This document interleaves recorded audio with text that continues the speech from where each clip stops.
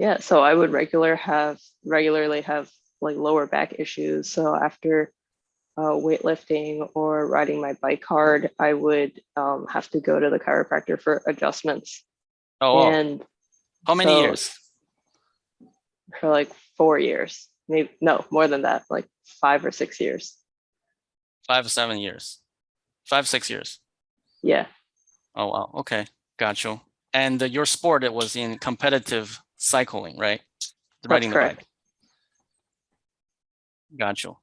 And like when you found out about my work, was it through the Instagram, It was. social media?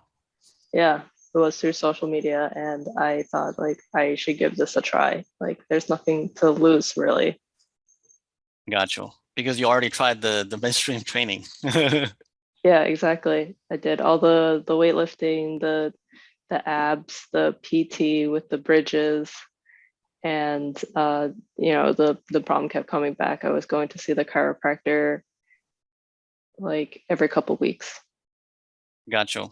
And so what was your experience like in the 12 weeks? When did you first start to notice the difference? I think like week 6, because at that point I noticed that I wasn't having any issues, and if I was having like a small issue after I did the fascial rolling in the training, like it was just gone. Oh, okay. Week 6. Yeah, that's our first milestone week. Usually week 5, week 6 is our first. Good. And when did you start to see like a more of a bigger effect in the body? I think that was probably the same time. Like I Like realized I was, around the week 6.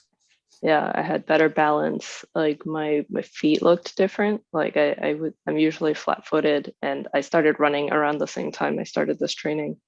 And I used to have foot pain, and now it's like it's not painful when I run.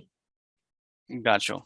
And what about the experience you have with the back pain after you ride the bike for hours?